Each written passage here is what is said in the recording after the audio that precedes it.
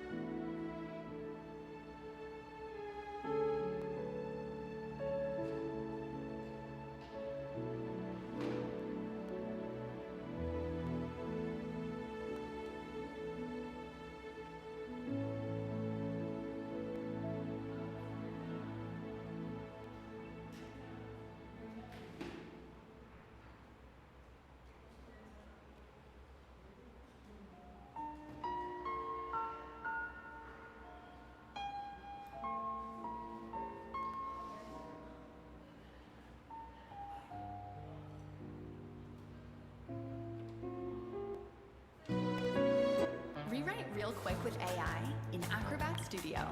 Select any text from your PDF, keep it short and snappy, or make it more thorough. Edit it right in your PDF. Adobe Acrobat Studio.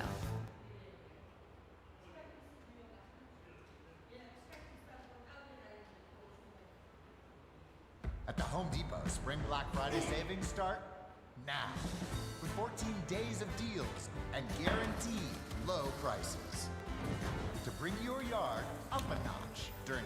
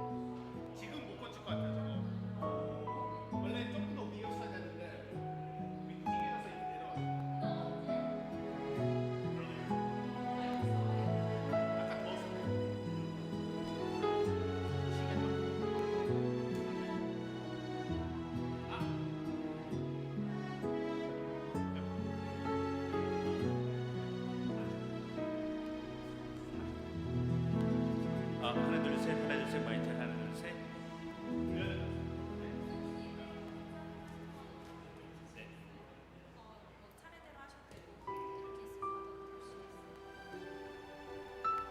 하나 둘 셋, 하나 둘 셋.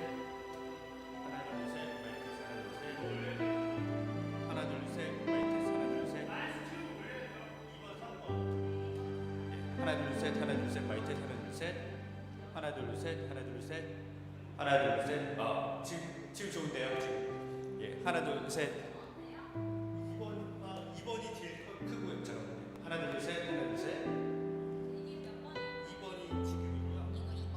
하나 둘 셋 하나 둘 셋 하나 둘 셋 하나 둘 셋 다 소리가 괜찮기는 한데 하나 둘 셋 하나 둘 셋 근데 2번이 제일 크긴 합니다. 2번 저 귀가 가물가물해서 그런지 큰 소리가 좋아서 하나 둘 셋 하나 둘 셋 마이크 테스트 하나 둘 셋 좋습니다. 네 한번 하나 둘 셋 괜찮습니다. 좋습니다.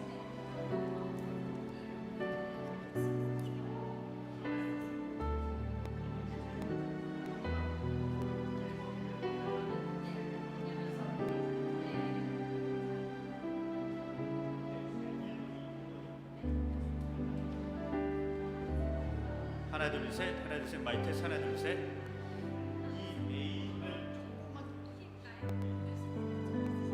네네 제일 뒤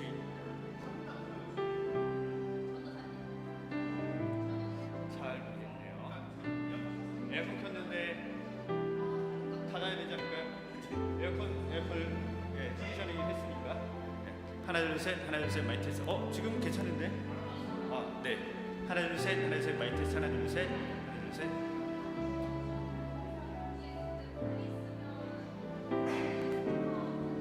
맞아요. 네. 어차피 네.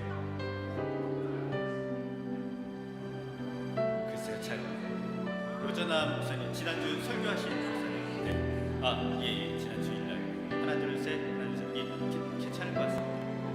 한번 보고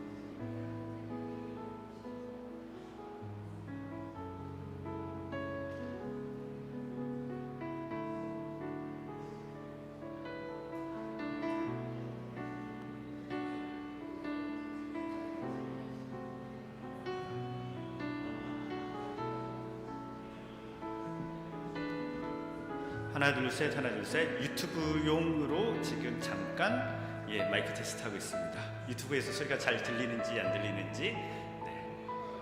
감사합니다. 네.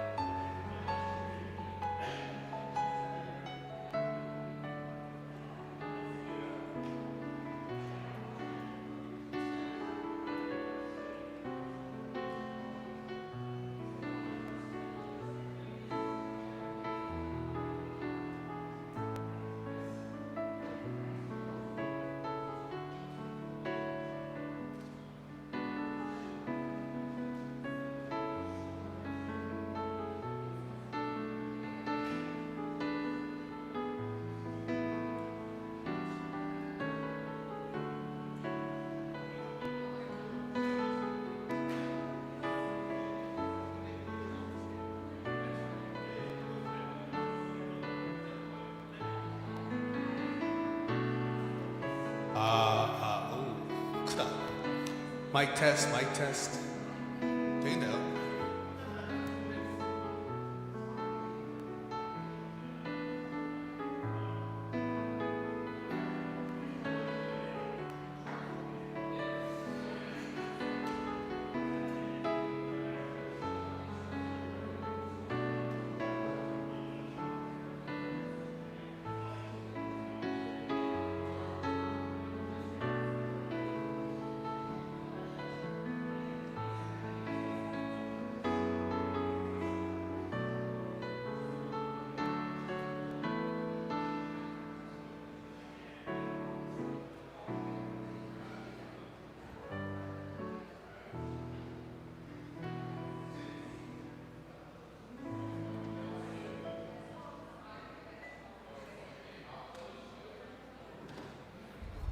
뭐라됐어? 저기다가 뭉쳐봐.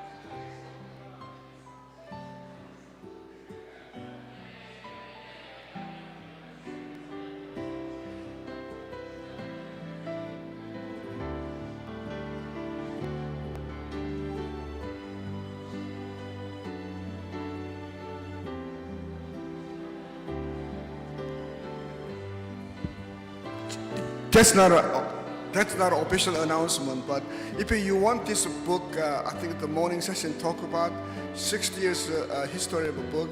I mean, our church spent a lot of people to make this. I know it's heavy, it's hard to carry actually. That's my concern, but you can have it. So let us know.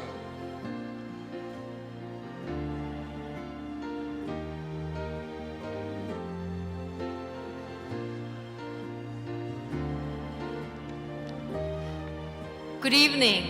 Oh, that's loud. 안녕하십니까. We have another special announcement. Someone has lost a cell phone, so if you have found a cell phone, please bring it to the registration desk by the entrance. Thank you very much. Now let us begin the evening session today. We'll have Rethinking Community, a surprising lesson for the Korean American Church, provided by our keynote speaker, Dr. Roger Nam, and Reverend Eunil David Cho will introduce Professor Nam. Thank you.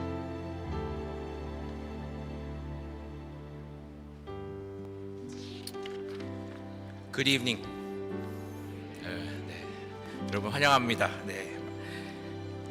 제가 오늘 마지막 키노트 스피커를 소개해드리겠습니다. It's my honor to introduce our final guest speaker, Dr. Roger Nam. Dr. Roger S. Songbum Nam is professor of Hebrew Bible at Candler School of Theology at Emory University.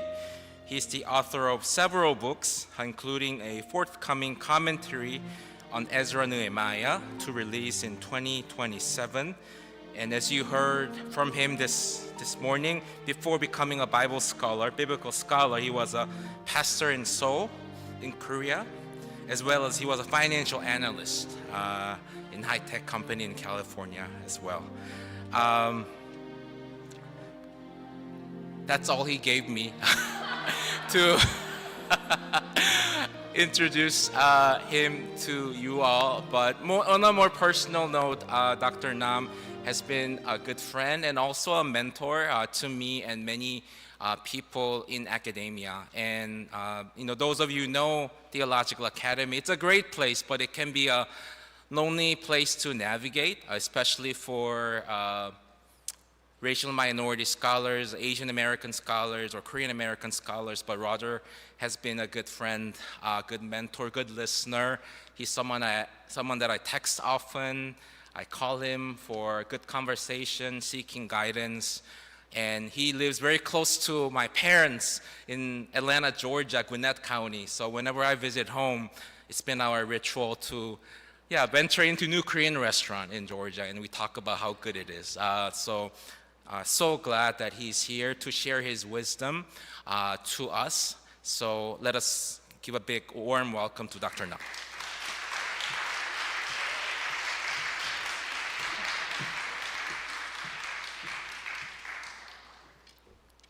Thank you so much for that. The other introductions were really long, and I was like, should I have written more? But that was fantastic and generous, so I appreciate that.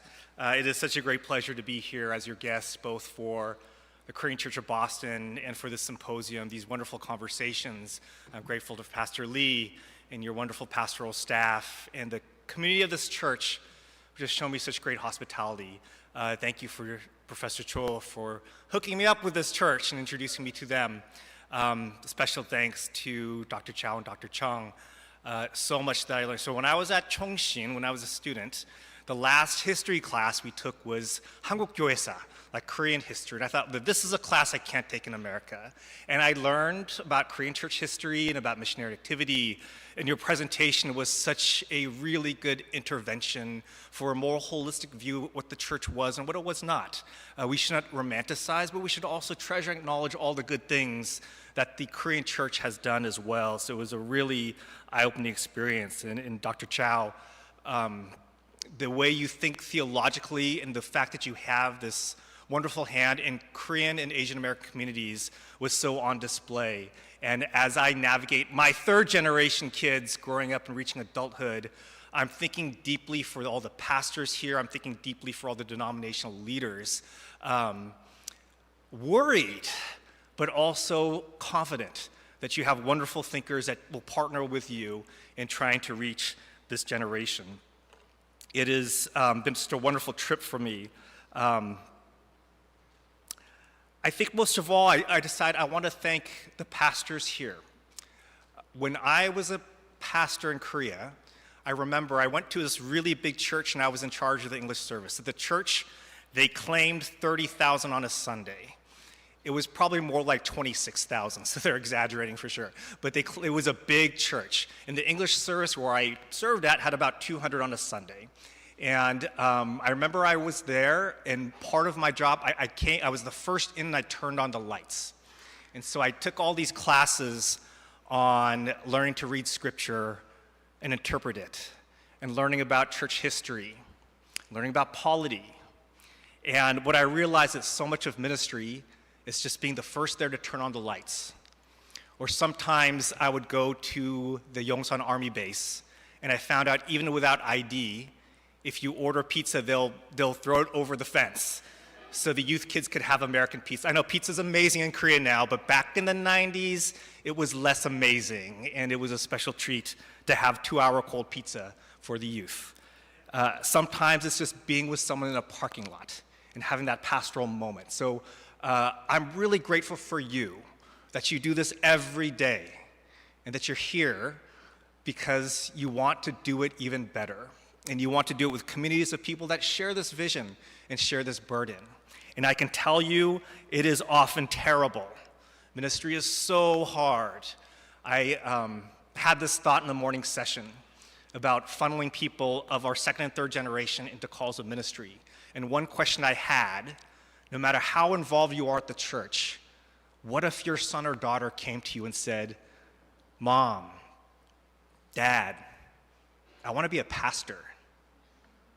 Really, what is your reaction? There's an Asian American joke that Asian American children, we only have 3 job choices in our life: doctor, lawyer, failure. Those are the only 3 choices. I told my mom I wanted to be professor, yay, of religion, boo. I'm just kidding, she didn't do that. But what is the value you place onto those who want to lead people? And I'm sitting here before you saying right now, I treasure your calling, your vocation, the way you carry this out. And I also speak for Dr. Chung and Dr. Chow. It is a real privilege, truly an honor, to share our research with those who are on the ground, those who turn on the lights on Sunday morning. So thank you from all of us. And so you heard the program. You had a historian talk about the past of the church. Then you had a theologian talk about the present of the church. And for some reason, the organizers of the symposium thought, we'll have an Old Testament scholar talk about the future of the church. For some reason, you have in Dr. Chung someone who leads a very influential ministry center that garners and asks different questions and creates knowledge on missionary movements around the world. And you have in David Chow, the executive director of the top Asian American Christian think tank, in which is very much in hand with a very broad ecumenical spirit of Asian American churches. And then you have me. I teach a little Hebrew, I teach a little Bible. Sometimes I'll buy donuts for students or something like that. But sure enough, I will talk about the future of the church and the Korean American church. And so what I would like to do is share a little bit about what I do and what I'm discovering about the model of immigration. We actually know a lot more about immigration during Old Testament times in the lives of the Judeans. And I want to use that to help us inform a reading of certain biblical texts. I would actually argue that the Old Testament is largely an immigration document. Even from Genesis, you have people banished from the Garden of Eden. You have Abraham called in Genesis 12 to go to the strange and foreign land. And the book of Genesis is really about 3 generations of one family in immigration, in Canaan and in Egypt. And so I would like to help that inform us and motivate us on how we can think through the future of the church. So I am trained as a biblical scholar. I actually don't know much about theology, Most of my academic training is actually in language, in history, and archaeology. And so with most of my graduate coursework, at least 2/3 of it was in language, in Semitic languages, to kind of understand the context and the history of the ancient Near East. I have spent a little over 10 years working on 2 books, Ezra and Nehemiah, and here's a secret. Biblical scholars consider them to be actually one book, the book of Ezra and Nehemiah. And so I actually didn't start that way. In graduate school, I wrote on 1st and 2nd Kings. And there was a big shift in my life that kind of brought me to this way. I don't think I even read the books of Ezra and Nehemiah as a PhD student. And then in 2014, if you'll hit the first slide or the next slide, I was invited to go on sabbatical. So I was on sabbatical to Korea. And at the time, I went with my spouse, my 3rd-generation sons, and we lived in Korea, 2014. If you remember from the morning panel, my mom and dad left for America in 1967. So it's a 47-year difference between when my mom and dad left to America and when I came back with my 3rd-generation kids. That is a picture of me in Korea in 1970s. And that is in Hongjae-dong. And something amazing about that trip, so I'd been to Korea before, and something amazing about that trip is Hongjae-dong, which is in the northern parts of Seoul. It's actually very close to the center. In the 1970s, it did not have running water at my grandmother's house. So I remember, just imagine this boy, born and raised in California, mortified at how I'm supposed to go to the bathroom in a place that's now very, very modern. The other picture is from 2 nights ago when my brother saw our cousin. And so that's kind of a picture from the childhood. So that before, if you see the 2 horizontal pictures, is a picture of Seoul in 1967 and a picture of Seoul in 2014. If you go to the picture before, the slide before that, you can see that. Or we could stay and look at my childhood photo. That's beautiful and lovely as itself. But I want you to think about my mom and dad. 1967, they're leaving Korea, and they're immigrating, and this is what it looks like. It is such a poor country. The previous decade was literally war. The gross domestic product of Korea was similar to a lot of landlocked African countries. And this is many years before even Hongjae-dong would get running water. And you think about 2014. My dad left in 1967. He never returned to Korea. He passed away before he had the opportunity to go back. And to imagine his kids and his kids' kids would 47 years later return to this Korea and kind of experience the 12th largest economy in the world, the flourishing of Korean culture in the world, Korean food everywhere, K-dramas everywhere. This is the start. BTS was to launch a year before, 2014, the start of this global phenomenon of K-culture. So to illustrate, I want to think a little bit about the change. My mom and dad left Korea and they went to America and they changed. During those 47 years also, Korea changed. So that's part of the immigration life that we're kind of thinking a lot more critically about nowadays. It changes you, and the place you left changes as well without you. So even imagine for some of you when you go back to Korea, in certain ways, whether you've been gone a year or 47 years, it doesn't quite feel like home. Korea changes so much. And what about yourself? So my dad left in 1967 on a student's visa. He studied physics at San Jose State. He learned English. He got a job at General Electric as an engineer. And he raised kids. He loved going to college football. I remember as a kid going to San Jose State college football games. And I'm sorry to say, he liked to smoke Marlboros and drink Coors Light. That was his thing. Someone applauded, okay. She's on the pastoral staff, okay. So, just kidding, no shame. My mom changed too. My mom lived in California all this time, from 1967. She's in her mid-80s right now. She likes to go to church. She goes to a small United Methodist church in Novato, California, where she likes to tell me she takes care of the old people, because clearly mid-80s is not old, so she takes care of the old people. She likes to do water aerobics, and she likes to read at the public library. she certainly wouldn't be doing these things if she never immigrated. And to think about how much change there was in Korea during this time as well. So when I did the sabbatical, I actually called my mom to validate that she had left in 1967, because we know that the Judeans left in 586 BC. Then 47 years later, they returned to Jerusalem. And I thought about this as the beginning of my sabbatical in 2014, because I'm here returning to the country. And I felt it, because I had to go to my dad's home district to register my visa. Then I found out you could do it anywhere because it's all digital now, but I was in where my dad grew up in Seoul. And there was one moment when my son, who at the time was 6, he came up to me, and we were living in Seoul, and, it was August, so if you're familiar with Korean August, it's really hot and really humid. And he was playing soccer with the neighborhood kids. And he comes back, and he's back in the apartment, and his face is like just dripping with sweat. And then he asked me a question. He asked me, "Dad, am I Korean or am I American?" So even though he's fully ethnically Korean, at the time at 6, his Korean was clean. There's something in his recognition that I'm not the same as these other 6-year-old boys in my neighborhood. There's something different about me. And it's a very profound question and understanding and self-realization that he had at age 6. So of course, all these things inform, and I had a plan for a book in 2014. That book is still not written.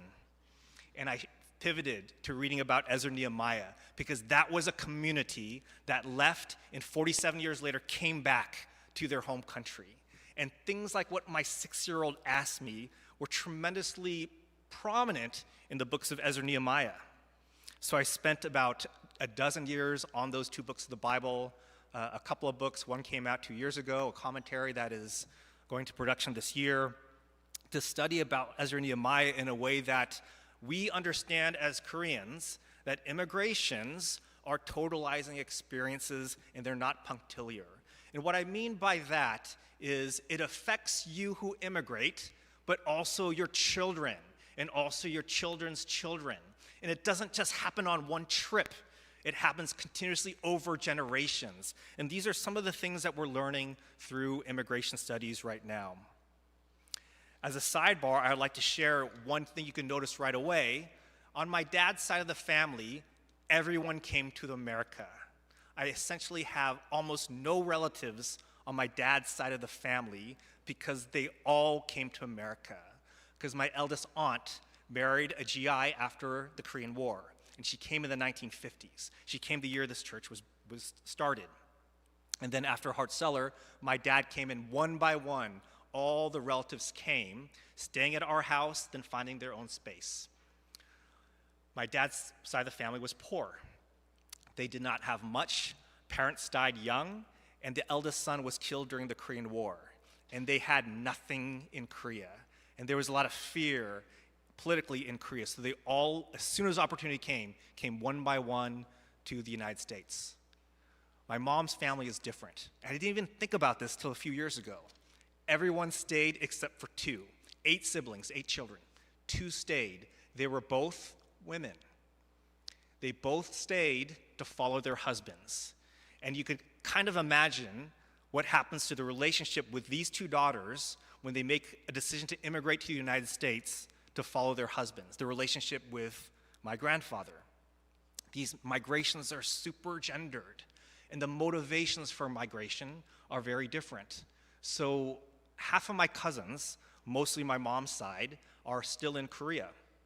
And half of my cousins, all on my father's side, were actually all in America.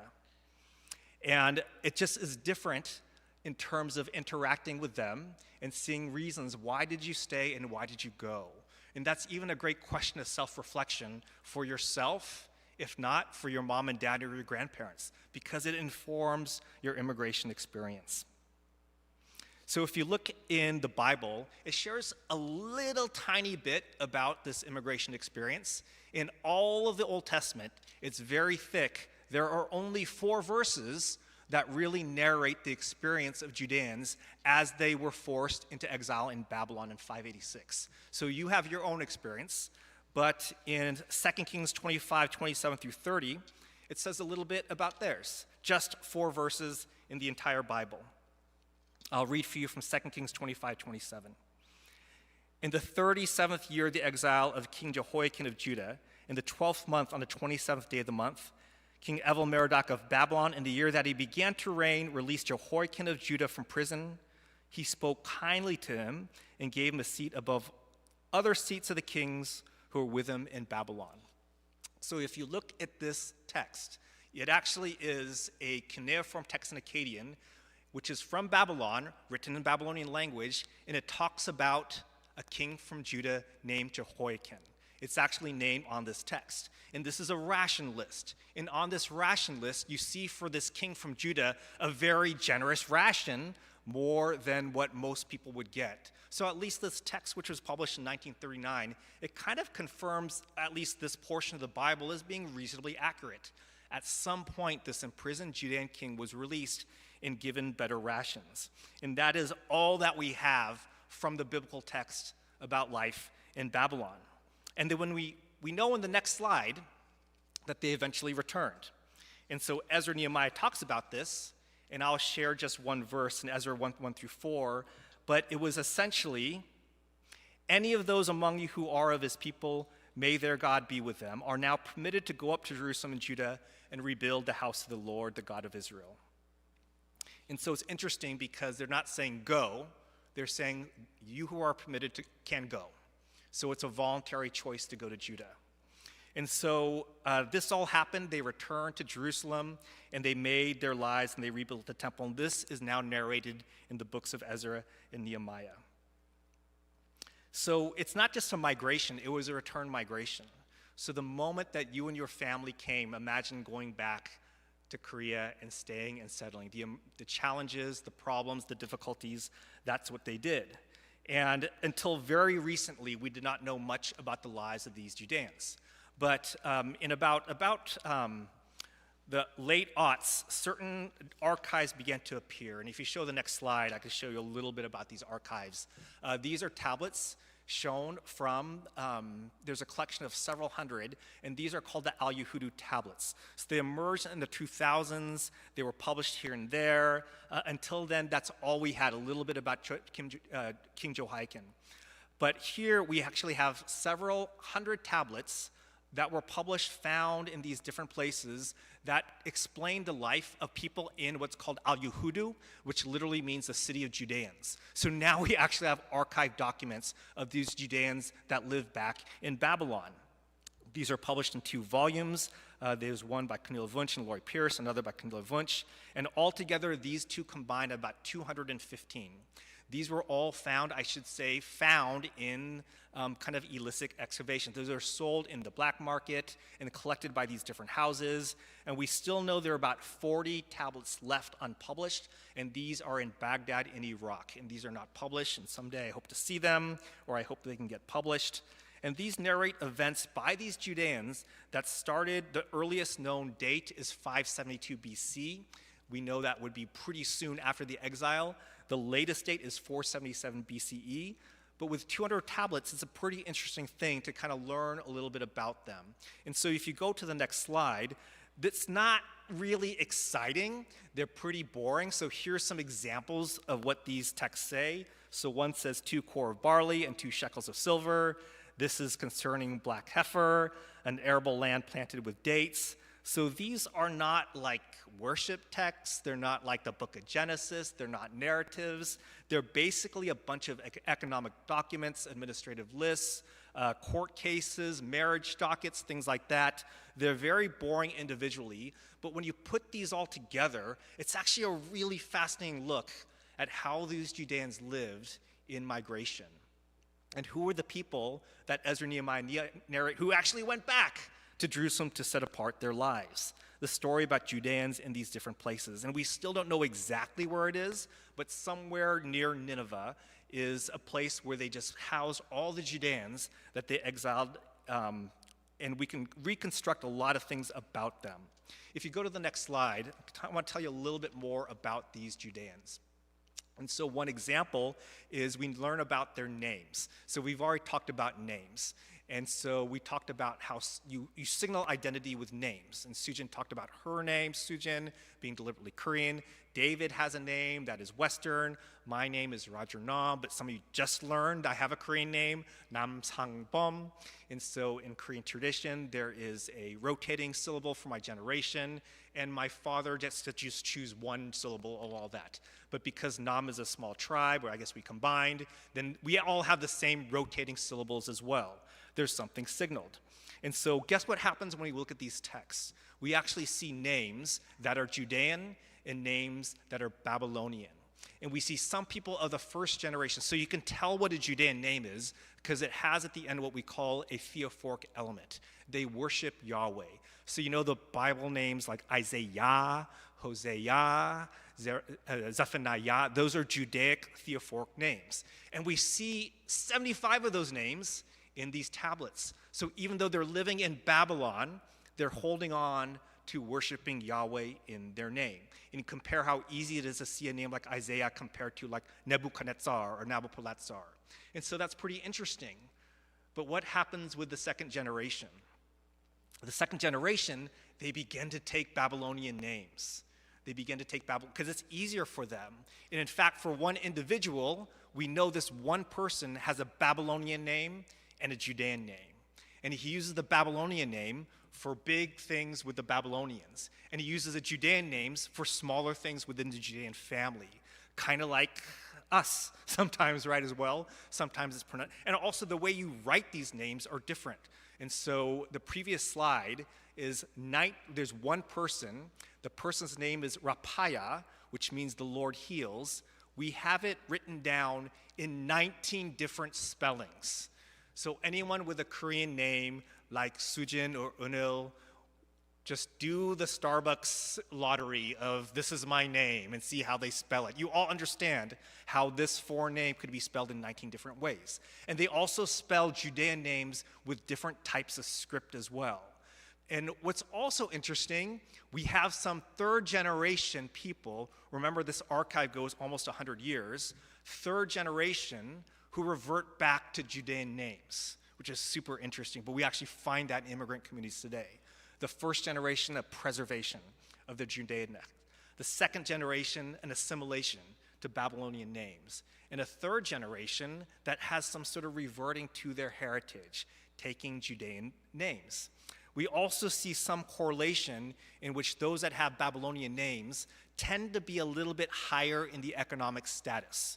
It tends to help them, they tend to assimilate more successfully, and that is known by the economic status. So the names in particular are a very interesting thing. In addition, the next slide, there's language. And so remember, they speak Hebrew, they leave to Babylon, and this language that you see is Babylonian. It's called Akkadian. It is an East Semitic language, so it's the same family as Hebrew, but it's a completely different language. But if you look at the side, that's actually not Babylonian, that is Hebrew. And the name is something like Shalom Yahu. Can you hear what that is? Shalom Yahu? It means the Lord is my peace, or the Lord preserves, or Yahweh preserves. And what happened is when you work with these clay tablets in cuneiform, if you work with pottery, it will get to like a leathery feel, and that's when you inscribe it. When it had that leathery plasticity, you had someone writing in Akkadian, but also someone writing in Hebrew.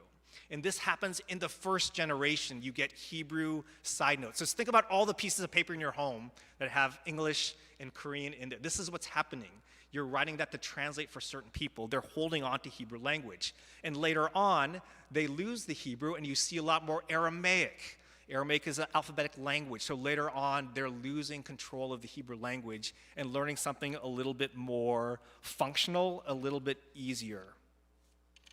You have the story about all the second generation kids or 1.5 generation kids that lose their Korean and assimilate to English, and honestly, I don't blame them. And we shouldn't blame them either, because nobody speaks Korean in some of these schools.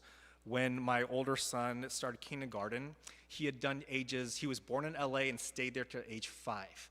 We sent him to Korean daycare so he could learn Korean. And so he actually didn't learn English till he was 4, because it was a daycare that was 100% Korean. We moved to Oregon. In 1 month, he flipped over his language. In 1 month to English. There wasn't another Korean kid in his kindergarten, so of course that's very understandable. So language alteration is a real thing. So why were they sent to Babylon, and why did they go back? And even as I asked that, I ask you to ask yourselves, why did your family come to America? What were the reasons behind that, either yourself or your ancestors? Why did they come to America? And so if you go to the next slide, I can kind of show you, we now know why these people were exiled to Babylon. And so at the time, there was actually a labor shortage in the time in the Near East. There was all this fallible land, but great labor shortage. And so they were sent out because they needed workers. And they were exiled because they needed labor. And so think about the parallels with Koreans. Back in the early immigration, my mom had a degree from a pretty good university, but she worked at an assembly line and later worked at a dry cleaners. They didn't care if you're a priest or a scribe or a government official or elite. They wanted your labor. And they wanted your labor. In the next slide, it shows for two things. They had essentially two products, wheat and barley and dates. And these are two products that depend deeply on labor. And so they needed people to work the fields. And the next slide, if you show that, is kind of a brief look at life in Al Yahudu, at least economically. So it was all controlled by the river. The river had irrigation, and they had to dig ditches to help irrigate fields. And so if you had the big river of the Euphrates and you dug ditches, you could actually irrigate a whole kilometer away from the river. And they would control release of water. So when your plot of land gets the water, you had to plow it really quickly, usually within 24 hours. And that's the only time when the soil is moved. So you had to have labor to do that. You had to have the resources to rent oxen to plow the land for you. And then you would extract whatever barley, or for some places dates, and then you would give that to the government. So what we do know, if you look at the next slide, there were many people there, but the Judean immigrants, the next slide will show, were at the very bottom in terms of power. At the very top, you have the Persian king, who's mentioned in all these documents, but he surely never came to this area. It was just mentioned as a formality. The second person was someone named Ushtanu, who was the satrap or governor, and he was mentioned, but probably rarely there. And you had all these people who collect rents and assess what the taxes were and enforce that, and these were Babylonians. At the very bottom, you have the immigrants, the Judeans. A few of them were traders who did a little bit better, but most of them was something called Shushanutu, which we actually don't precisely know what it was, but someone who's kind of not totally enslaved, but definitely not totally free. Someone who had to work and labor. And when you had barley, you first had to give a certain portion to the government, and then you could take whatever you had for yourself. So it was a really hard, impoverished existence. So this gives a clue why people returned to Jerusalem, because life in Babylon was terrible. It was hard. It was economically impoverished, and they want to go back. And so you kind of think about some of these texts, by the rivers of Babylon, and there we wept. And it makes sense now that we're getting a clearer picture. And these texts are actually very, very recently published. So we're just trying to discern what is the life of these Babylons, and Babylonian Judeans. But as I see them, it's a really fascinating look at how life was for those Judeans. So of the two sides of my family, I'm thinking about my dad's side. We have nothing here, but maybe America will be something. Maybe we'll have some sort of opportunity. And the opportunity will not be for ourselves, it will be for the next generation of people. And so we're going to fully give up ourselves and live as best as we can, but we want to give all this opportunity to our children. I think there are lessons on both sides of that for generations. For the first generation, I think it's good to name and acknowledge the traumas that you've gone through, but also to name somewhat unfair expectations on the second generation. It's a lot for a kid to bear. I also think about the second generation. Wow, our moms and dads, they went through hell in so many ways. The people who founded this church, what was college like for them in the 1950s?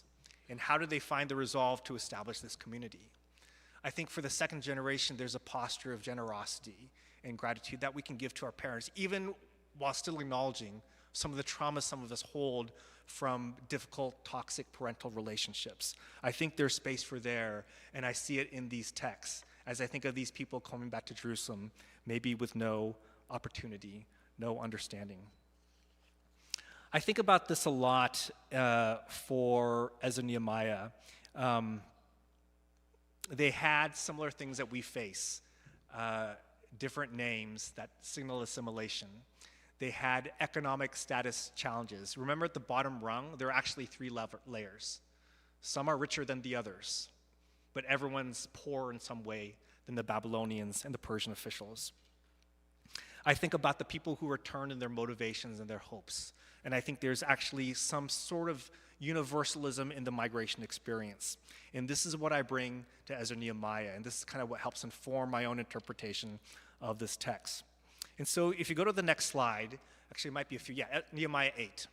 So Ezra and Nehemiah has become my favorite book of the Bible because it narrates this return migration. And it's such an interesting book because it begins in Ezra 1 with this great return back to Jerusalem. And it goes to Ezra 2, and there is a big list of people. It's like the most boring chapter of the Bible. It's 73 verses of names. And then from Ezra 3 to Ezra 10, they rebuild the temple, a really incredible thing. And then Ezra ends. It starts in Nehemiah. And Nehemiah, they rebuild the walls of the city in chapters 1 through 6. And then Nehemiah 7, it repeats the list in Ezra 2. These are the people that came, because community is important, and every name is important. Then Nehemiah 8 is the culmination of all this. It's a pretty amazing portion. So Nehemiah 8, verses 2 through 3, I'll read both verses.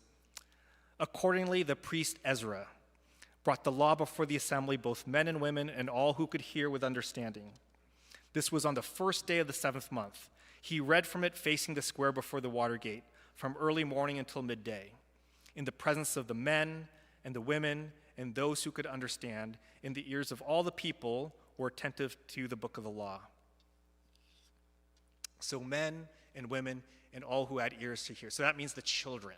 They were there as well. So the Bible is very precise, and so when the Bible is redundant, you need to pay attention.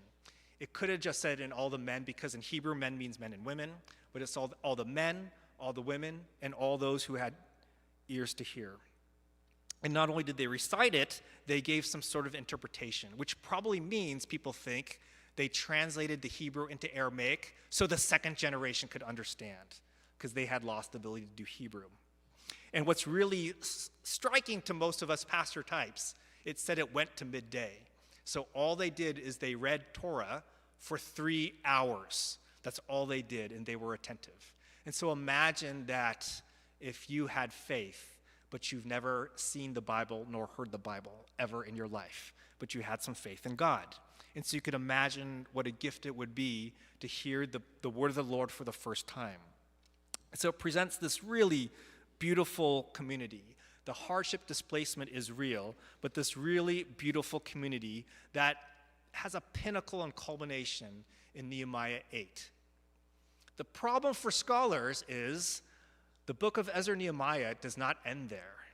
You all expected they built the temple, they built the wall, they listed all the people, and they read the Torah. You expect the book of Ezra and Nehemiah to end there, but it doesn't. There are 5 more chapters, and these are 5 more chapters of problems in the community. If you show the next slide, we could talk about some of these problems.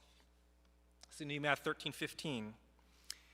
Economic exploitation. In those days I saw in Judah people treading wine presses on the Sabbath and bringing heaps of grain and loading them on donkeys, and also wine, grapes, figs, and all kinds of burdens, which they brought into Jerusalem on the Sabbath day. I had warned them at the time against selling food. So in Nehemiah 13:15, you have merchants selling food on the Sabbath. So it's something that they're prioritizing their financial gain through the temple selling in ways above a holy life. It disrupted the community of worship. It disrupted the time of worship. It prioritized their profit over covenantal obligations. It highlighted economic behavior as something very important to these people and exploiting, pursuit of personal gain, more than this collective practice of Sabbath. This created problems and strain in the community because they're trying to observe God's law faithfully, and they see people doing this on the Sabbath. The next slide, you see neglect of the law, Nehemiah 9:33. For you have been just in all that has come upon us, for you have dealt faithfully, and we have acted wickedly. So there's a confession that they showed disobedience. So even after this community of returning and building and reciting the Torah, there's some disobedience. The obedience of law was not a constant thing, and disobeying wasn't a rare mishap, but it was something that was problematic and recurring and a challenge against the entire community. Renewal and reform require recognition of these failures in some way that you can do better and do good. Covenant life is this ongoing struggle between this obedience and failure. The next slide, you have neglect of the priests. All you pastors, you're going to love this one. I also found out that the portions of the Levites had not been given to them, so that the Levites and the singers who had conducted the service had gone back to their fields. In Nehemiah 13:10, these Levites, these temples, they're literally abandoning their priestly duties so they can go back to the fields in order to procure their own food. And so they weren't being taken care of with material. This is not an indictment against the Levites. This is an indictment against the community who are not properly supporting their pastoral staff. This is not on my notes, but there's a story. So there are small miracles in my life as a pastor. And so I remember back in the 1990s, I learned there's a new word. You don't use the word salary when you're receiving pay as a pastoral worker. You receive a word that is more, gives a spirit of thankfulness and stuff, but you don't use the word for salary. And I remember getting that, and so it's uncool to negotiate back then for salaries. And I remember receiving something. There were different moments that felt God's provision. For example, I started, but I wasn't quite a student yet. So I couldn't get paid. I couldn't officially be on pastoral staff. I was running out of money. And so I remember at the time, I gathered what would be the equivalent of penny, like shibwon, and I used it for the subway to get enough for 301 to make the subway ticket there to church on that Sunday. And I didn't know how I was going to get back. And on that day, an elder pulled me to the side and said, hey, we know you're working and we can't officially pay you, but the pastoral staff and the deacons, we wanted to give you some fund. And that Sunday, when I didn't have the fare to come back, they gave me my first salary on that day out of their own pockets. I later said that story to a friend, like, wow, things were rough my first year. And he was just a lay person a few years older than me, pastor's kid, and he said, Roger, just talk to me. Just let me know. I'd be happy to give to you. Mine is yours. Mine is yours. That is what I think about the neglect of the priest and the servant and the Levites here. The spirit of generosity that you should be looking after the material needs of the pastoral staff. We'll never forget that moment with the elder and that moment with my friend when I was recounting that story. The next slide, please. Leadership problems. This is a little cryptic in the text. I then discovered the wrong that Eliashib had done on behalf of Tobiah. So Tobiah was, it's a really well-known family at the time. We don't know exactly what happened, but he was given some sort of space in a sacred precinct, and that was a bad thing. So this kind of talks about some of the leadership issues that happened in the church. They are undermining the sanctity of the temple. They're compromising the spiritual integrity of the people, and Nehemiah responds very decisively. But it's very clear in Nehemiah 13:7, there are leadership integrity issues in the church. And finally, one more verse I want to show you. The next slide is the most Korean-American verse in the entire Bible. This is it right here.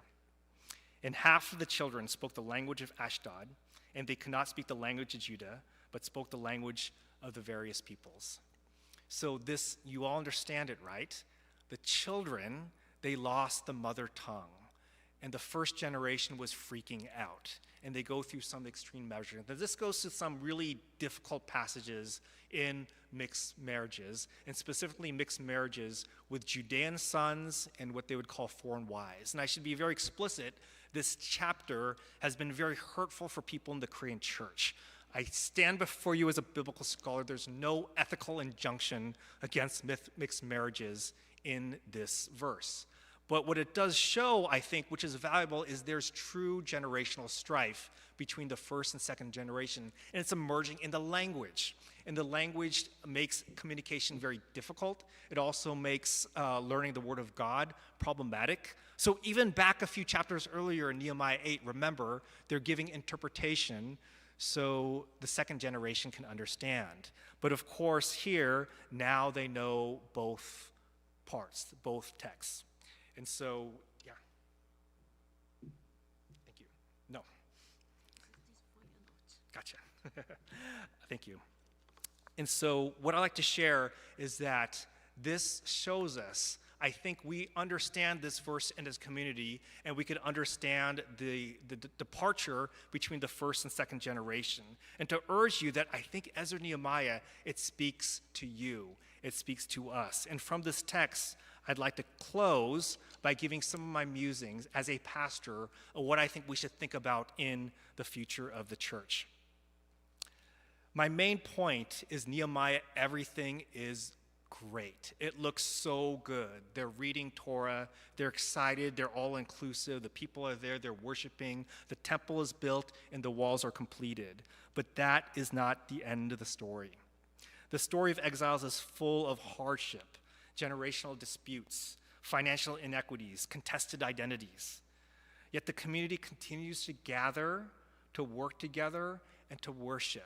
So even though it's a mystery to many biblical scholars, why did we not finish this book at Nehemiah 8? I'm glad it goes to 5 more chapters, because maybe the perfect community is not one where we're just reading Torah and being obedient. Maybe Nehemiah 9 through 13 actually does reflect the community that we must emulate and strive to be. Recognition of these hardships, recognition of these difficulties. And so I think this is profoundly relevant for us as Korean American leaders of the church. So what does it mean for us today? How can the Korean American church cultivate hope and vision for the future in light of Ezra Nehemiah? If I may offer some reflections, I offer not for you, but for you to consider for the generations that will follow you, for people that maybe are not yet even born, but will sit in these pews and worship God in this very space in the Korean Church of Boston. First thing, we are called to embrace multi-generational life. That is deeply embedded throughout Ezra Nehemiah. There's a really interesting passage in Ezra 3 where they rebuild kind of this altar, and everyone's like so happy, but the elders are crying, and you cannot distinguish the sound between the two. The sound of joy and the sound of weeping grief, because they remember the first temple, and that was nothing compared to the first temple.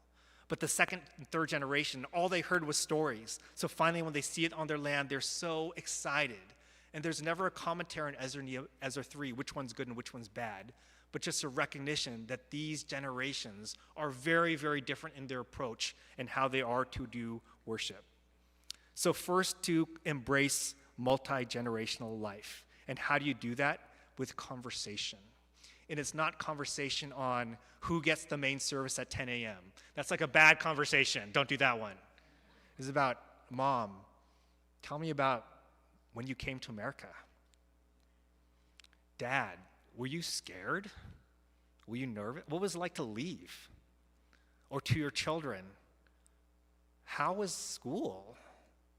Not how your grades, but how do you like it? What is it that you need? What's hard? And I know as a parent of a teenager, that parent window is small when you can have those questions. But those are the conversations that would embrace multi-generational life of this church. Second, we are called to address inequality with integrity. Remember about selling on the Sabbath. Remember about the Judeans in Babylon of 3 different tiers. And there's actually more in Nehemiah 5. where they're charging interest, they're closing on loans, and they're causing their fellow kin to go into default. In fact, some are being sold into slavery because they cannot pay their debts. And what's interesting about neophytes, they're not blaming the king, they're blaming each other. They're exploiting each other. So I know I'm at a place with a high socioeconomic zip code. And to say in Ezra Nehemiah, there is a call to directly address inequality with integrity, that these disparities exist and they should be addressed with integrity, that we are indeed our brother's keeper and our sister's keeper, that stewardship should not be taught solely as an independent responsibility, but a collective of the community of faith. And I tell you, the new generation, the third generation, they are now students and they are becoming adults. You can say what you want about the digital age, about superficial things. They have such an awareness of their privilege. And in their Christian faith, they deeply think about things like poverty in ways that I never did as I was a youth group member and I was a college student. This is a real opportunity for you to find a place that will really address the values that have so been properly nurtured in addressing inequality. So to embrace multi-generational life, to address inequality with integrity. And third, we must honor identity formation. Immigrant churches, you're constantly negotiating adaptation and preservation, and they're both vital.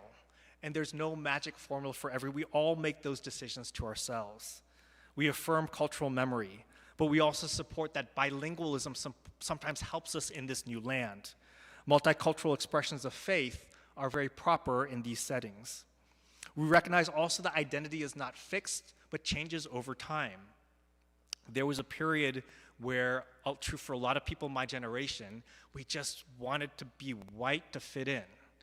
And there are different periods where we revert back to our heritage. When I take Korean classes, I have interest in Korean culture.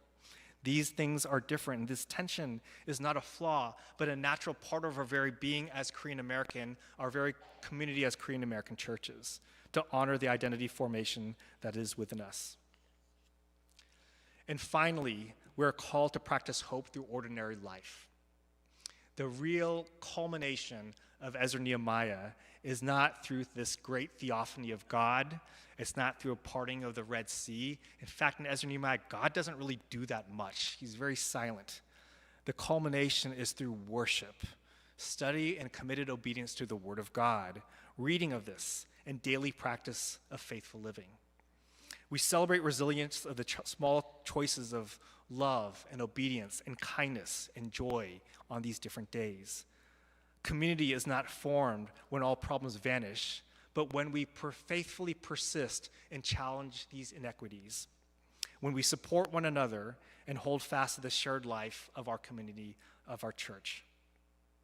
Ezra Nehemiah does not end neatly at Nehemiah 8, with everyone gathered and listening to God's word and responding in perfect obedience. Instead, it continues for 5 chapters, revealing the true, perhaps difficult moments of the community, but in authenticity and honesty. Community thrives not through perfection, but through faithful practice, through imperfection.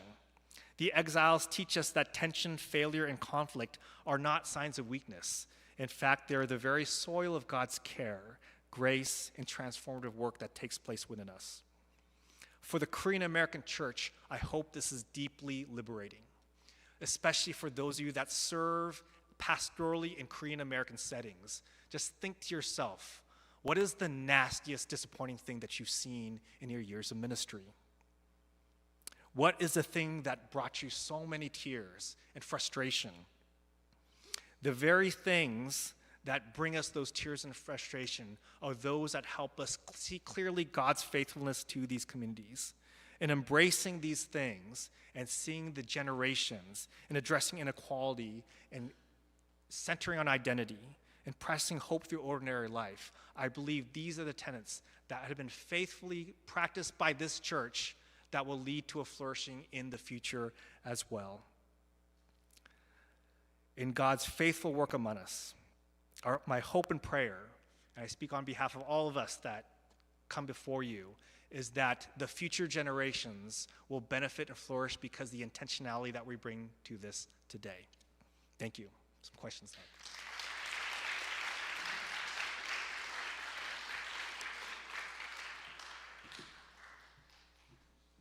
Let us now have a session for questions and answers. Please come forward to the microphone in the center aisle. You can line up to ask the next questions. If you are unable to travel to the center aisle, please raise your hands and we will bring the microphone to you. 그리고 질문을 한국어와 영어로 둘 다 해주실 수 있고, 아까도 부탁드렸지만 조은일 목사님께서 한국어에서 영어로 통역해 주시겠습니다. 감사드립니다. Okay, I go first. Thank you, Dr. Nam, for your wonderful presentation.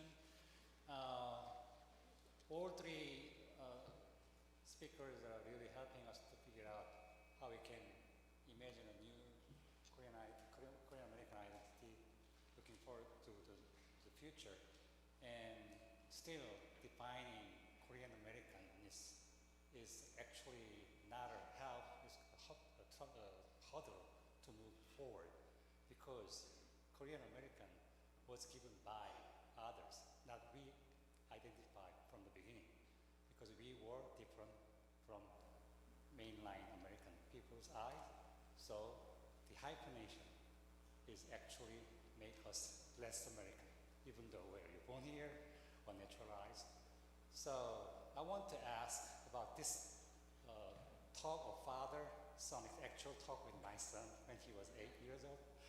I have two boys, and I try to use my marginal theology, convince them they are both Korean and American.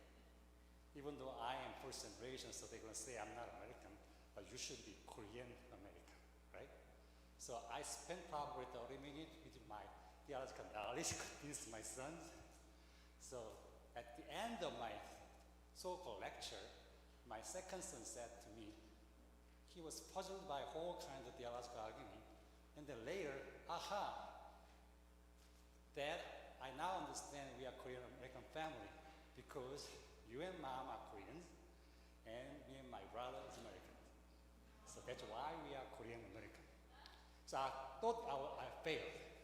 That was 20 years ago. But I think I still thinking about the conversation. That's best we can get. That's best we can get. First generation, second generation, third generation, whatever. Some Korean identity, some American identity, but we have to stay together. So problem is, we know we have to stay together, but when we discuss about the detail, so we focus we lose our focus on the community, family. Right. So that's where we are. Yeah, gotcha. Yeah, Yeah, so please yeah, comment on gotcha. this. Yeah. Thank you very much. So identity formation broadly is considered to happen both through ourselves, but others' perceptions of ourselves. So what you say is correct. Korean American identity is not solely our agency, but the way that the world perceives us as well. And the hyphen has been a way to kind of weaponize a less than and invisibility within our Korean Americanness in the scope of American. I highly suggest when you talk about identity that you don't do the lecture format with your children. I think it's less effective. You want to know what, so I didn't show you the ending of the story. How did I answer my kid when he was 6 years old? In Seoul, covered in sweat, Dad, am I Korean or am I American? So I have this routine as a dad, when my kid was that age, I would get down to his level and I'd grab his hand, look into these eyes, and I would say, I don't know, ask your mom. And so he asked his mom, and she did that thing, you know that thing that moms do, Korean moms do that? What do you think you are? What do you think he said? I think I'm Korean and American. And she said, you're right. I think you let them identify for themselves. It's a dangerous thing because we see in Al Yehudu, the first generation, they have a tendency to preserve. The second generation has a tendency to assimilate. And sometimes maybe we need to hold that loosely, what we want for our children, and let them trust them that God will be with them, and that's the identity that we will cherish. But when I know with Korean America, there's sadness. And I think when I lived in Korea as an adult, I realized how much I misunderstood about my mom. And I know that that grief is real for this first generation. I'll give one example. So I born in the States and did sports. I swam and played water polo. In high school, I would see all the moms watching. How many times did my mom watch me play water polo in 4 years? 0. She never watched a game because she had to do the cleaners. She would have to close the cleaners in order to watch it. But that kind of hurt me as a high school kid. How many times did she get up at 5 in the morning to make me breakfast and lunch and to drive me to practice? Every single day for 4 years. And when I lived in Korea, I saw my imo wait at the subway stop at midnight so her high school daughter can come back home at the last train and walk her back to the house. And that's when I kind of understood the expressions of love. So I know there's grieving for the first generation, and that's really hard, but sometimes it's we have to leave it to the second generation to have a little bit of agency and assimilation, because they need that as well. They need their assimilation in different ways. Thank you.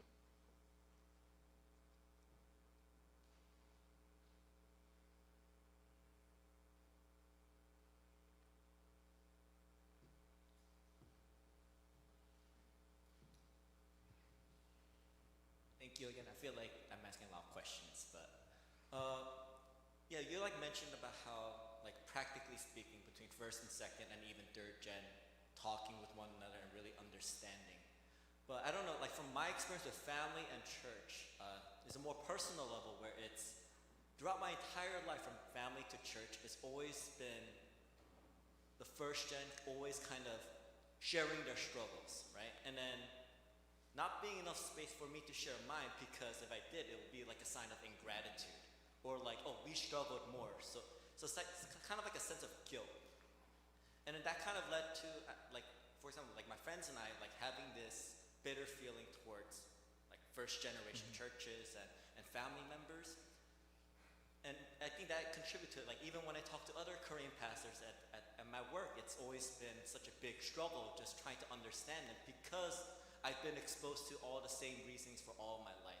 So my question is, how can I personally not have that bitterness while I'm speaking, but at the same time try to also let my voice be heard without being hostile? Yeah. So the question is a great one. If I could rephrase what I heard, the first generation, acknowledging the generational difference within these churches, the first generation, there's a lot of talk of struggle.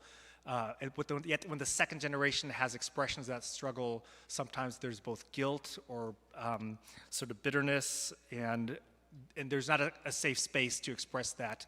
I think it's wonderful that you expressed it here, and I'll just name that there are a lot of first generation pastors here. And I think relationally, I think they want to hear that. But I think sometimes it has to come in different ways. So when a first and second generation are sharing the same resources of a particularized church, that there's some different constraints in that conversation. But a first generation at a different church might not have those same restraints. So to be very pragmatic, I would ask, back in the LA scene, there was a really tight second gen group of Koreans. And they would play basketball, they'd hang out, but sometimes it was exclusively second gen, and I can understand the reasons for that. But I would encourage for you, since you're asking that question, what are the moments of encounter that you have with first gen? And maybe it's too much to have it with your parents or your senior pastor, your elder, but to find space, people that represent that, to engender a sense of empathy towards their experience. Because I think nothing more than myself studying in Korea as an adult gendered that empathy for me, for my mom and dad. But very few of us have the opportunity to move to Korea. And it's different now with the internet. It's a different thing. But I think learning their stories, as you want them to learn your story, I think maybe by committing to learning theirs would be a good first step. And I think there are many first-generation pastors here who would reciprocate the same thing. And also, I love Dr. Chow's healthy churches, super toxic, and it's incremental, right? This is incremental. So even one relationship with a first gen and really knowing how hard it was, I think that's a huge step. I think that's a huge step. So that would be my initial response. Thank you. Question.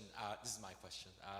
How can you tell us a little bit more about the silence of God, not only in the book of Ezra and Nehemiah, but also in Esther as well. So, God being silent in the life of exile, what's the theology behind, in your interpretation, as well as how did the communities in exile respond to that? Yeah. The question is on talk about the silence of God in books like Ezra, Nehemiah, Esther. So there's a general theory that God is very active in certain portions. So think about Abraham, Jacob. You know, God's like talking to Abraham and calling him to do this. God's wrestling with Jacob, with him. But by the time you get to Joseph, God actually doesn't do much. But there are times where it says, but God was present. And there are parts of the Bible where, like Joshua, where God is very active. And certain later books of the Bible, like Esther and Ezra and Nehemiah, God doesn't do much. In fact, the only thing God does in Ezra and Nehemiah, it's essentially Nehemiah 9, which is a long poem about all that God did in the past. But he's not the one building the wall. He's not the one building the temple. He's not the one doing the leadership. Like, it's done through Ezra and Nehemiah. And so one of the ideas theologically is that in these times of exile for communities like Esther, like in the book of Ezra and Nehemiah, then maybe for you, you don't feel God is there, but it's important for you to know from the God is very present. God is very present. So God tends to be less active in later books, but it's a really profound theology that God is maybe a little bit hidden, but still sovereign in presence. So the import you would get to the Korean American church is the idea that, does it sometimes feel that God isn't here? It's okay, you could say that. Does it sometimes feel in your life, the immigration life is so hard that God is not present?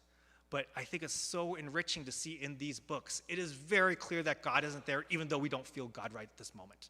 And that is very profound in terms of these explicit exilic texts like Ezra, Nehemiah, Esther. Esther doesn't mention God, but we know God is there. And think about all the providential things. I think it also models for us a way to think about things in life that don't really feel miraculous, but maybe they're placed before you for God, by God. And God is very real in those ways as well. So, thank you. Thank you, Dr. Nam, for your wonderful lecture. And I also am so appreciative of the fact that you addressed us as pastors who are working on the ground. One of the things that you talked about in Ezra, when they built the temple and you have the first gen and the second gen and the very different reactions. Interestingly, as you said that, I felt it kind of in the opposite. As I've talked to you, but as many people know, I've been in this kind of EM liaison role to the NCKPC here. And I've been to kind of every single symposium, every single kind of one of these gatherings, and they're all about talking about a new way forward, about first and second gen relations and all those kind of things. And in my experience, and for reference for people here, I've been at my church for 13, 14 years. I have a wonderful relationship with my senior pastor, all those things. So I love the Korean American church, hope to retire at our church, all that stuff. But I think the thing that was striking to me is when I come to this symposium, and my experience in this role has been I and some of my colleagues, people I call them the OG crew, like the John Yu and some others, we're always all here, but we don't really ever see anyone else. And so I feel like from the first gen perspective, and wonderful symposium, everything is great. They look at it and it's like wonderful. They see it as an amazing celebration. I feel grief because people ask me all the time, and I talked about like agency, like burden and responsibility, authority. I feel the burden that we have like a second gen, like we have to like do something, but I feel like we don't have the authority to do so. And so I don't feel, so I always I want to ask the senior pastors, like, how come you don't ever bring your EM counterparts? But I'm always asked to somehow find them and then bring them here when you don't bring them, kind of idea. So I was wondering, I think there's a question in here somewhere. Could you speak to maybe like that understanding, because I feel like you might be uniquely equipped to do so, having been a pastor, having worked in Korea and all these kind of things, to know this kind of generational, I think, difference. There's a lot of, I think, miscommunication there. But I feel like as we imagine a new way forward, a part of it that might be missing is that, if Dr. Chow's conversation included 3 generations, 2 of those 3 generations are not here right now, and they're never here. Mm-hmm. And so how do we speak to one another and talking about Joseph's questions about how do we have these conversations, because we've been told to have these wonderful conversations. And again, I come from a place where I have these conversations with my own senior pastor, which I'm so grateful for, but I feel like it's not happening across the board. Yeah. And so I wonder how we can communicate this in such a way that will actually engender conversation and do this so that we will see this kind of more equally rather than this very different generational reaction to an event like this or something that we're going forward to. Yeah. I'm going to try to precisely rephrase your question, because I think the question itself says something. How do we engender a more holistic commitment to the different generations of Korean American church when sometimes they are so insular against each other? And so I think even sitting on that naming that answers it to some degree. A few things come to mind for myself. So after, oh my goodness, like I went from Korean American second gen person to working for a Korean church in Seoul for a very Korean denomination. And it was such a foreign experience. And I will say sometimes the first gen need their space too. Sometimes their unique calling and the way they live out that calling is so different in ways that even us as second gen really can't understand. So I think it's good that they have space and second gen has space, and hopefully create that for third gen as well. This type of conversation, when we imagine the future of the church, I imagine the future of this church to be multi-generational, and I think that's the biblical model. And I think it's contingent on all parties to really strive for that as well.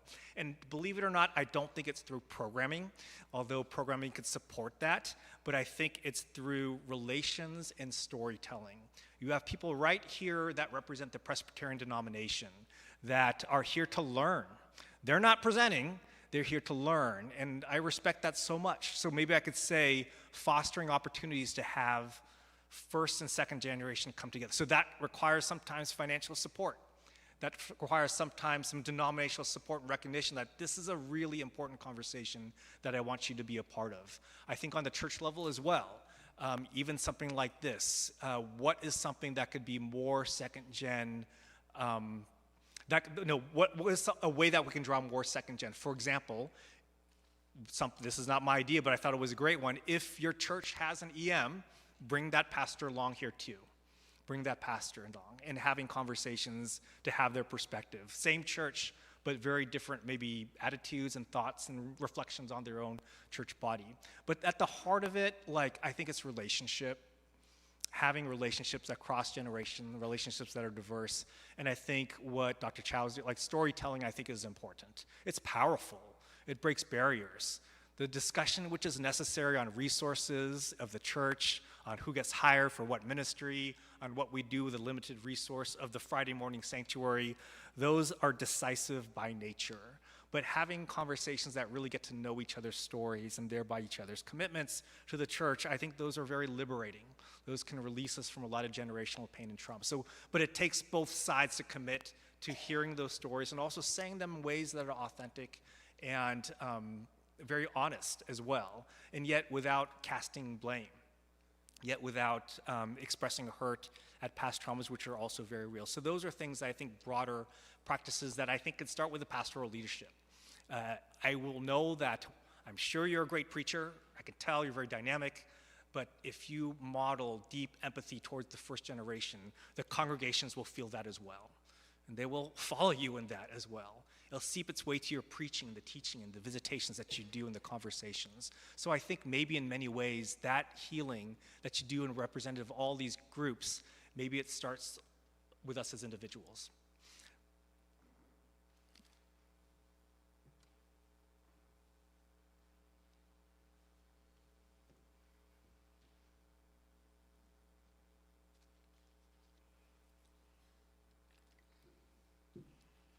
Hi. Oh, sorry. I could not. Yeah, I just have a quick question. I would say, in my experience, that the general sort of trend is for the second gen to actually leave the immigrant church and to start, let's say, a second generation church. Now, I guess everything has pros and cons, but do you have any comments on that? Yeah. Because I guess you're saying that there needs to be generational churches, intergenerational churches. However, I guess what I'm seeing is a sort of stalemate from the second gen perspective, And so it feels like the only option is to go somewhere else. Yeah, so Yeah, if you have sure. any comments on that. Yeah, there are some flourishing second-gen churches in the Atlanta area. There also is, I will say, just as a closet ethnographer, like there are many strong Korean American churches, KMs, in the Atlanta area with disproportionately small EMs. There's a lot of fracturing of EM communities in which you'll have a massive, massive KM and a tiny, tiny EM. There are a lot of deeply committed second gen who go on a journey, and we actually joke about it, like they'll start at a KM EM, they'll get a little frustrated, they'll go to a big, massive American white church, and they'll find it doesn't quite meet their needs, so they end up going back to the K. So there's also this journey. They stay at the same place, but they journey along different types of churches. I will be very clear, I think there is an important space for second-gen churches, a very important space, and I can name a few, both in the Atlanta and LA area, that I think are flourishing, that are doing really well and have a very particular mission that that they have to meet. I also think for the Korean American church to flourish, there needs to be attention paid to the second generation as well. So both coexist. But I think a lot of this will determine on the mission of the church, what it aims to be. But I think within, I feel that we are enhanced if we pay attention to these areas as well, as we think deeply about the spiritual needs of the second and now third generation, and that gets incorporated in the way that we execute the mission, both denominationally and at the church level. But yes, be clear, I think there's space for both. Yeah, I don't think we should leave second gen. Those first gen church. I think our church right now is Pastor Lee worked so many years, more than a decade, working 3-generation church. That's our motto, our church here. And I know it's not easy. Just believe me. We tried called a Shaman Night, which is a few times a month. All different groups together, present a different way to reconnect. And of course, its attempt is good, intention is good, but sometimes very difficult. But we didn't give up, and I keep trying. And I think maybe there is some open the doors there, but I think, it's, I believe a church should be, to me, is all generation coming one place. So I'm sorry, this is not a question. Just so I hear that, I make a comment. I think we should promote a 3-generation church. I think that is very important. Yeah, I think attention to the generations, but also I think it's good to acknowledge a place of the second-gen church as well. I preach it there, I support them, and it varies a very strong, particularized mission that I think I've seen be very fruitful as well. And so based on that, I think that's a very important thing to think through. Second-gen church.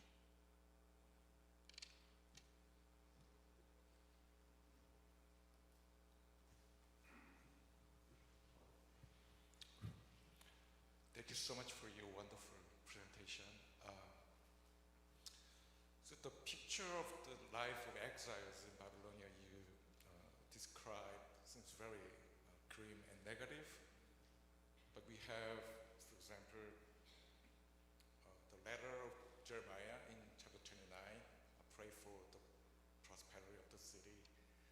And also stories like Esther and Joseph. And also, other than the Al-Yahudu archive, we have the Murashi archive, which has very successful the Jewish businessmen, bankers even.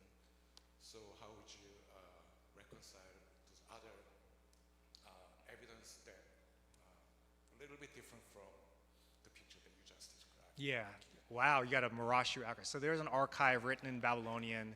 It's a century later, and it is one family, and this is a Jewish family that assimilated it and found they were actually sharecroppers. They found they would rent lands, rent seed, rent equipment, and take a portion of that, and they found success in assimilation. And I think, yeah, there is a diverse view of life, socioeconomic life, but within the totality, life was pretty hard for the Judean immigrants, but there were certainly exceptions, and I also would account for the bias of the records. And so you have records of people that are successful, but those that were enslaved and impoverished would not necessarily have economic records because they didn't engage in economic transactions at the time. There are also hints at the Bible, but the hints are often like these projections and visions of the future, of prosperity. And there is some debate, but not a lot. People understand something tragic happened in the 6th century in Judah. We have depopulation, you have reduction of cities, we have less imports, really economic calamity. And so with the exile, with the destruction of Jerusalem and the sacking of the land by the Babylonians, it really changed and impoverished the Judeans. So which I think really informs the theology that emerges. And so one interesting thing, when you look at the Old Testament, so I teach a class called Wealth and Poverty in the Bible. Whenever the Old Testament talks about blessing, it's always material blessing, almost always material blessing. The promise to Abraham, it's about having wealth and progeny and land. These are the most important economic inputs there are. And I think that resonates when you are impoverished and nearly without hope. It's a different thing to promise riches if you are already very wealthy. But every indication that this was a marginalized economic community that did not have much. And Marashu is actually, I would argue, this exception to that. And if you look at Al-Yahudu, where you have a much more broader view of not one family, but 75 different names at least, plus the Babylonians, it shows that at least that community, which is literally called the City of Judeans, the economic life was really, really hard for them. And it helps me think about, should I move back to Jerusalem? I could see why they did, whereas the Marashu family didn't, because they actually had something to lose. And the parallel with my mom. Why are they still in Korea? They had some wealth. They had some things that are good to pass on. And why for my dad, everybody went. They had nothing to gain by staying in Korea. They had to go bank on hope. And whatever that looked like in 1967 when my father made that journey.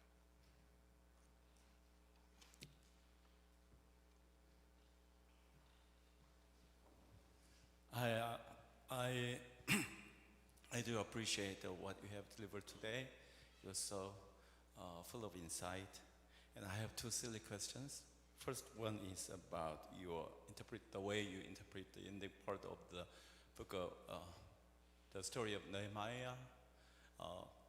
From our understanding, we thought legalism or conservatives win at the end of the story, but you suggested reconciliation between generations, and I want to hear more about how you link that reconciliation with that the literal record.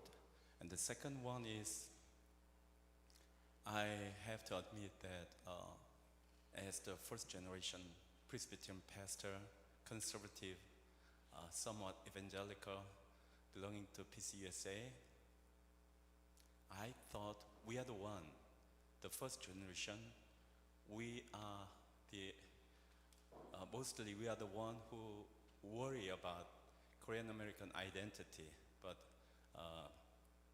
you and the other lecturers gave me very strong impression that we are not alone. Maybe second generation or third generation, you are born to struggle with that identity. So I have a silly question. I thought we are concerned about Korean American identity sometimes 100% or at least 50%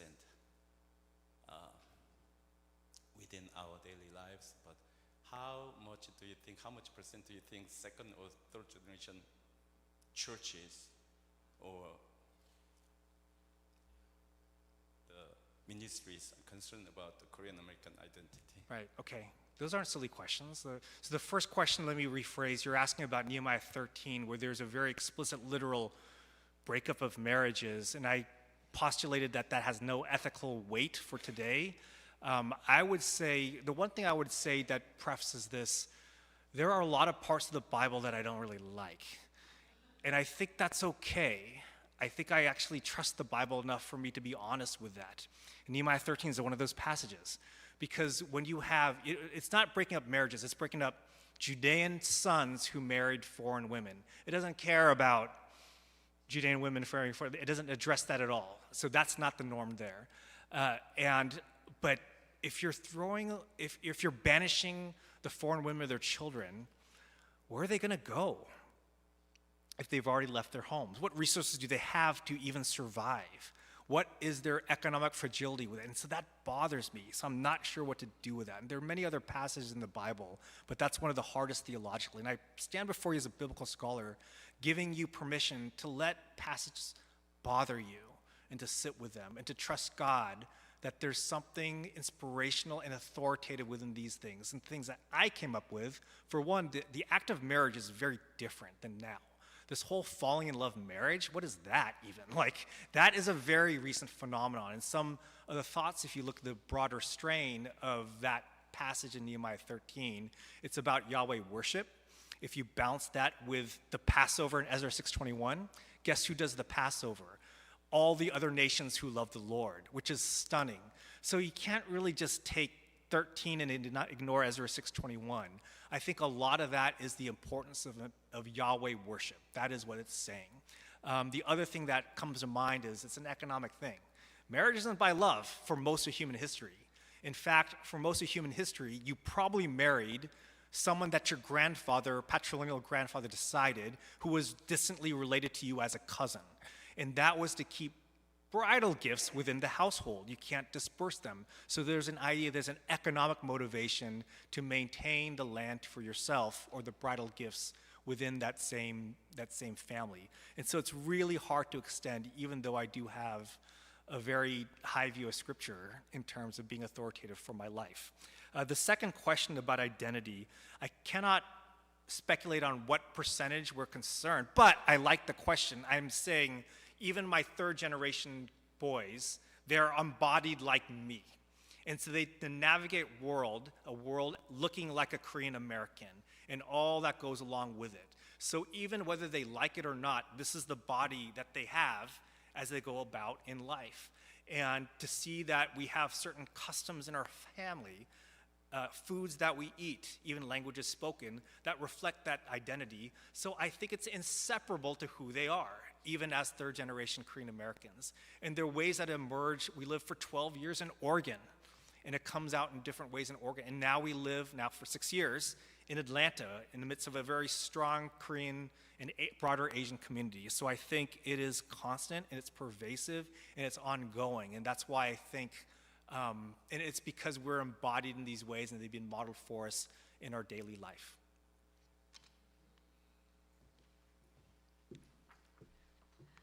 Let us give a round of applause for the questions and the answers. Thank you very much, Dr. Nam.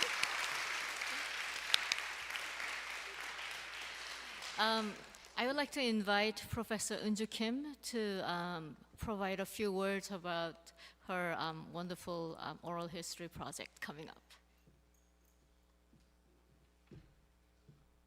Good evening.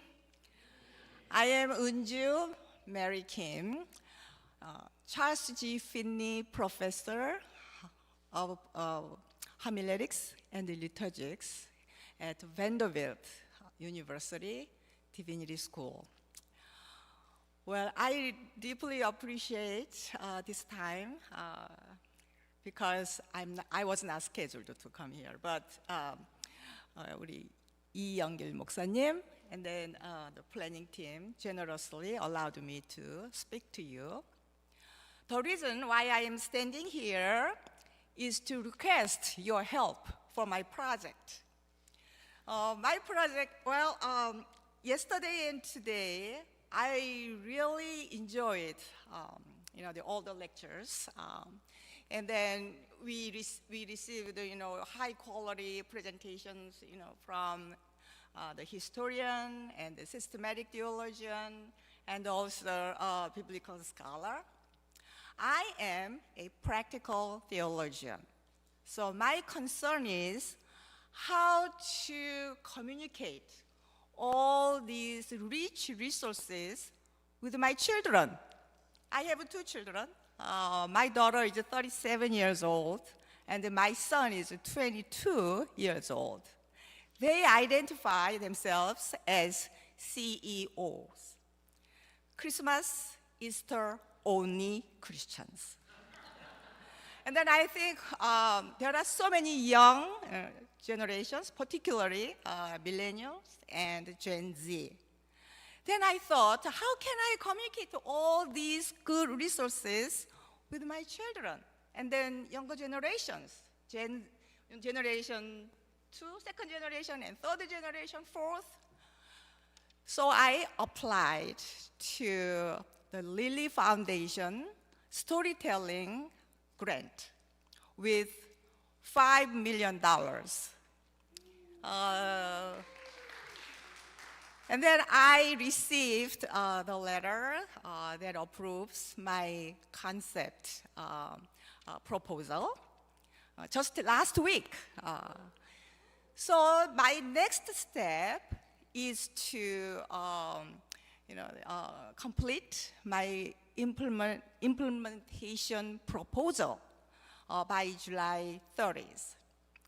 What am I going to do with the $5 million? These five projects. A 90-minute documentary film of the past and present of Korean American churches. So actually, this is what we have heard from yesterday, right? And then today. The second, an animation movie about Korean American millennials and then Gen Z. So we share their stories by making an animation movie. I was inspired by Demon Hunters. So like their quality, yeah. So $1 billion investment. And then the third one is local churches storytelling events. I want contact local churches, particularly EM churches, that want to invite the Korean American leaders in society in many different sectors. The law, medicine, education, church, and then even entertainment. Those who work based on their Christian values. So perhaps about 90 to 100 churches can invite 3 to 4 these social leaders, and then they can offer their congregations by sharing their stories. And then the fourth one is the math-style national storytelling competition. Perhaps some of you know the NPR program, the 6-minute storytelling competition every weekend. So that is really exciting. That's my favorite, program. So our plan is to advertise these national storytelling competitions nationwide. And then the young adults, high school, college, and the graduate school, and then young adults will apply by sending their own videotaped stories. 6 minutes is limited. And then I'm going to hire judges, and then we will eventually select finalists. Then my plan is to have 4, the finalist events by renting a theater in 4 different cities, New York, San Francisco, Nashville, and Florida, the Palm Beach. Because all these 4 areas are the place where Vanderbilt University, they have their own properties. And then the last one is national storytelling festivals for high schoolers and college and young adults at Vanderbilt. Perhaps one event will be in New York City because Vanderbilt purchased General Seminary in New York City. And that is the best place, I think, to do these national storytelling festivals. We will invite local church youth to this event because I know every summer, many churches, hold their own summer retreats, right? Then I really want all of them come together, and then I'm gonna show our 90-minute documentary, and then animation movie, and then local church storytelling events videotaped, and then also all these national storytelling, competition products. So all these will be preserved at Vanderbilt archives, and then also it will be shown repeatedly, through many social medias. So my request is please scan the QR code with your camera and then fill out the form. There are 4 questions. It's very, very easy questions. So what kind of churches and people do you want to recommend for this event? And then are you interested in participating in this event? Because now I'm looking for the full-time director, full-time assistant, and then some other, the paid jobs workers. So please take a picture of this and then scan it. And I also left the hard copies outside in the registration table. So please help me, and then I can collect all your ideas, and then I will work more reasonably and then relevantly for all of you. This is not my project. Eventually, it will become all the Korean American communities project. Thank you.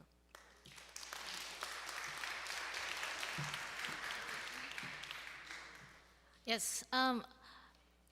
Right after the announcements, let us take a 5-minute break, and then we'll divide into 2 sets of discussion groups, small discussion groups.